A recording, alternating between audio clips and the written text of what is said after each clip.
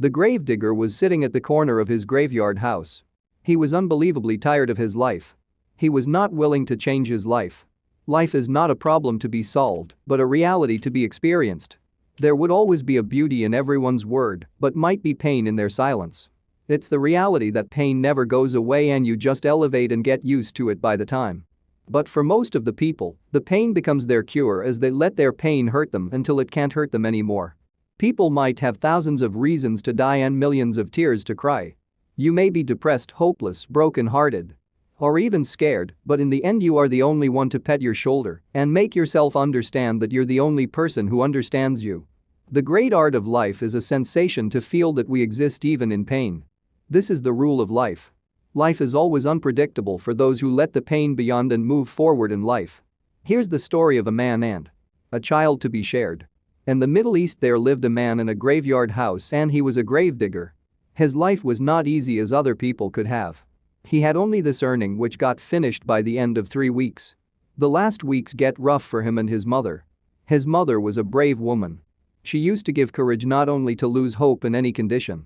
He might smile in front of her, but deep down he was not happy. To be a gravedigger is their job didn't give him and his mother full-fledged eating for a single day in a month.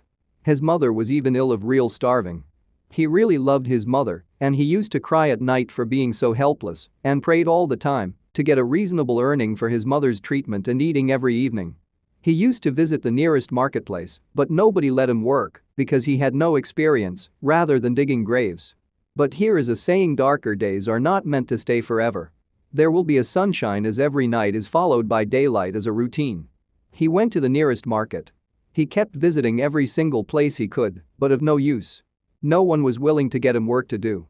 He sat on a bench seeing people roaming here and there, recalling his mother's words of not losing hope. He went directly to a building nearby the market. It was an old building having mysterious kind of impression. The walls were painted horribly. There were signs of horror and terror. The man could easily see some people fighting to each other on the wall.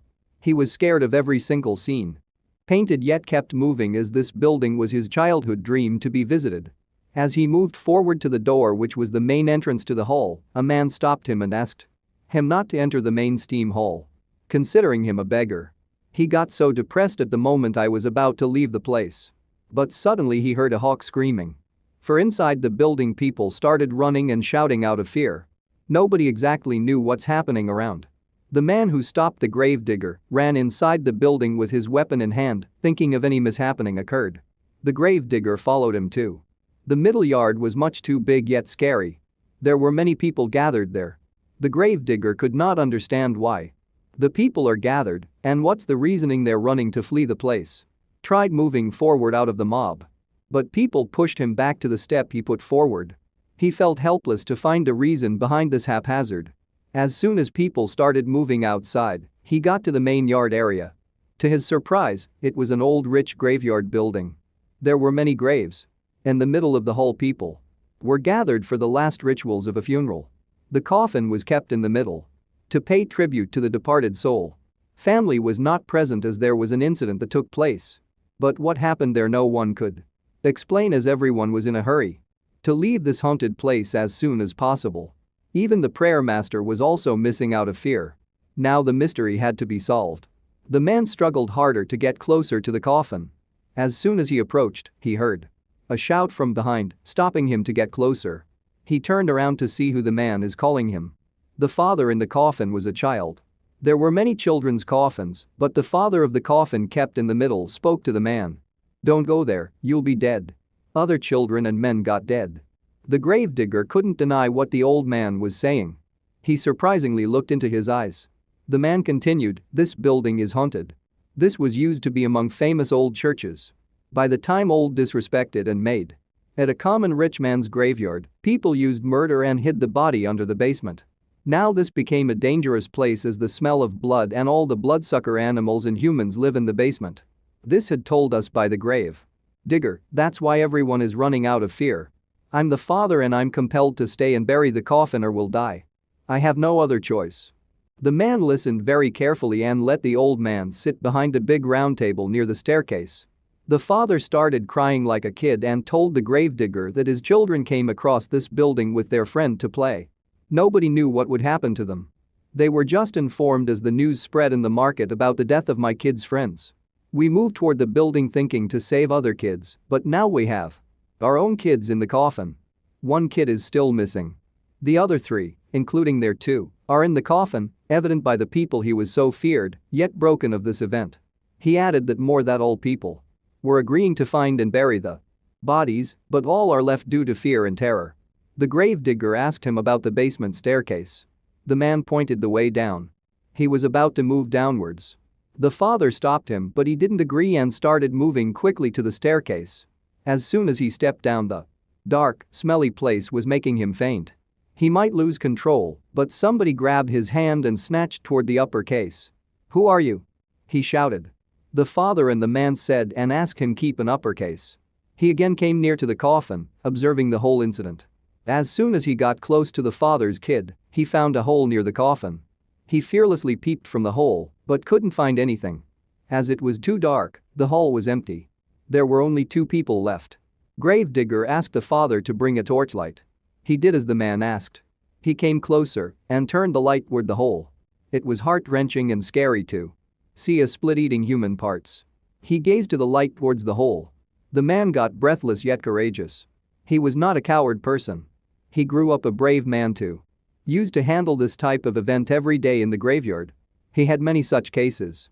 He was even used to digging graves at night. All of a sudden he thought to make this place split and animal free. He already had an idea of how to make these people leave the yard. He quickly picked up more light which were kept under the table by the people for cheering the departed souls. He put all the light in the hole and staircase, so the basement got lit of light. He ran faster toward the staircase and, keeping an iron rod in his hand, the split ran roaring towards him. He directly pinches the heavy torchlight in his eyes and hit his head with the iron rod. The split fell. His blood spread everywhere possible. He again hit the split and got him dead. He looked around the place and was full of human blood and body parts. He moved toward the storerooms where he could easily hear the noises. He opened every room one by one. The rooms were having animal blood and body parts too. The split used to eat them in the dark. He moved forward and opened the last room. His eyes were filled with tears. Seeing a boy crying out of fear, he went closer to get the boy. But he got scared and shouted louder for help. Listening the voices, his father sitting on the staircase ran downwards. The man grabbed the child and came out of the room. The father was happy and emotional to see his only child alive among three. He cried a lot and hugged the kid like no one would. Day 3 went up the stairs and the father made his son sit near him, closing his eyes so as to not see what's happening around. The gravedigger did the graves of all children and buried them alone in the graveyard. From the middle prayer hall, the father, the town and people around the market got to know about the whole incident. They appreciated and designated him as a church guard. He and his mother were also given a place to live near the church onwards. He was a fixed paid person to take care of the church and surroundings. Everyone named him the bravest person in town. He got his mother to the hospital for special care. She healed in a few days. Their life became easier due to the kind and brave act. This bravery act left a positive impact on the people in town. They felt ashamed of what they used to do with the gravedigger. They learned the process that poverty is not the thing to hate. The act of being cruel, less helping and uncooperative nature is hateable. Poverty and profession have nothing to compare with bravery and good attitude. The gravedigger felt blessed and recalled the words of his mother that when life gives you something that makes you afraid, then life gives you a chance to be brave. So be brave. Even if you're not. No one can tell the difference. And without courage we cannot practice any other virtue.